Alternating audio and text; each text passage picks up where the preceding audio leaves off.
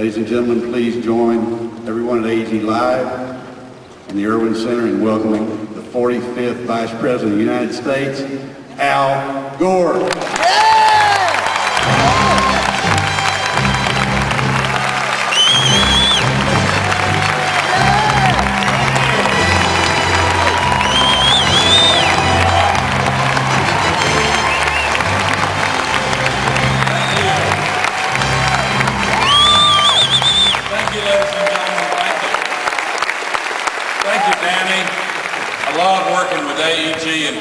He does a fantastic job, his whole team, and ladies and gentlemen, thank you so much for coming here. There are a few people here who have been to Nashville and spent 3 days going through an extensive training program to give a version of this slideshow to audiences here in Texas, and I wanted to acknowledge Christina Morrow, my good friend and the wife of Gary Morrow, who's here, Andrew Cotton, Maura Neville Thomas, and also one of the ones who's probably given the slideshow as many times as anyone who's gone through the training, Mayor Will Wynn. I don't think that Will is here this evening, but Mayor Wynn is doing a terrific job.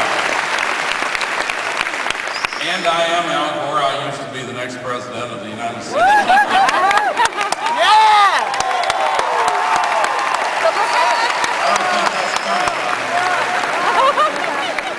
Put yourselves in my position for a minute. I flew on Air Force 2 for 8 years. Now I have to take off my boots to get on an airplane. I'll just tell you one quick story that illustrates the emotional whiplash of that experience. One day, not long after I left my job in the White House, and incidentally, someone who worked with me and for me in the White House, Evie Nasro, is here, wanted to acknowledge Evie. But one day, not long after I left my job in the White House, my wife Tipper and I were driving from our home in Nashville to a small farm we have east of Nashville, and we were driving ourselves. I know that sounds like a little thing to most of you. I looked in the rearview mirror and all of a sudden it just hit me like a ton of bricks. There was no motorcade back there. You've heard of phantom limb pain? This was a rented Ford Taurus. And it was close to dinner time, so we looked for a place to eat, and we got off of Interstate 40 at Lebanon, Tennessee, and we found a Shoney's restaurant. Low-cost family restaurant chain. And we walked in, sat down at the booth, and the waitress came over and made a big commotion over Tipper. And then she took our order and went to the couple in the booth seated next to us, and she lowered her voice so much I had to really strain to hear what she was saying. She said, "Yes, that's former Vice President Al Gore and his wife, Tipper." And the man said, "He's come down a long way."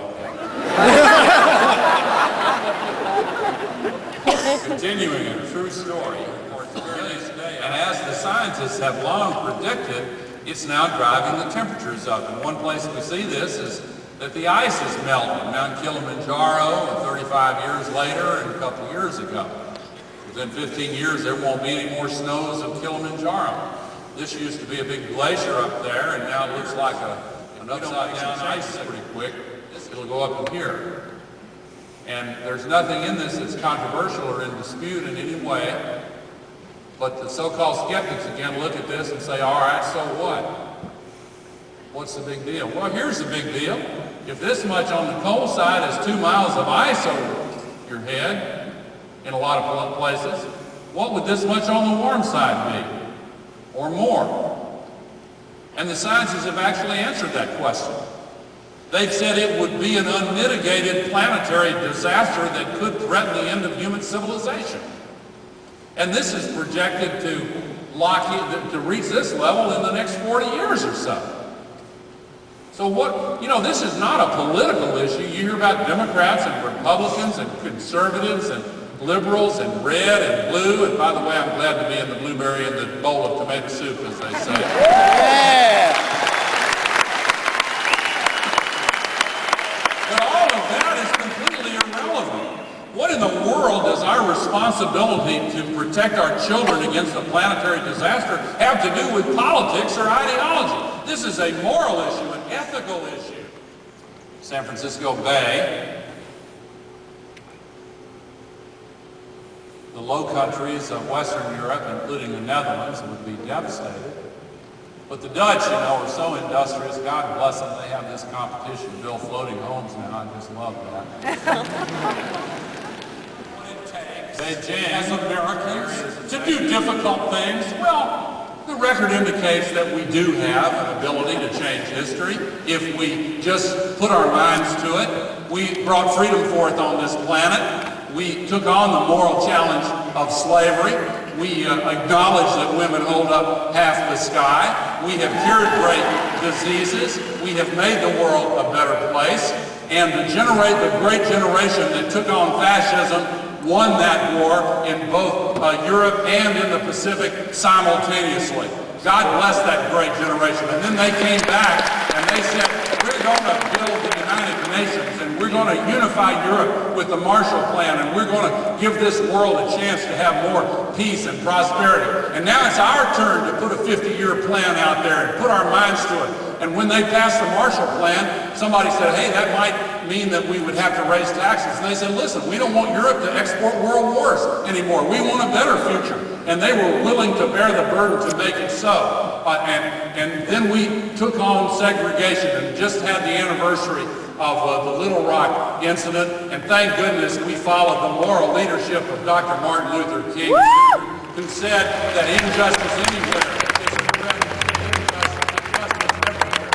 And now, worldwide, the increase in global warming pollution anywhere is a threat to the integrity of this planet's environment everywhere. We are in this together. We brought about the end of apartheid. We brought down communism and the Berlin Wall. We landed on the moon, for goodness sake. Don't tell me we can't solve the climate crisis.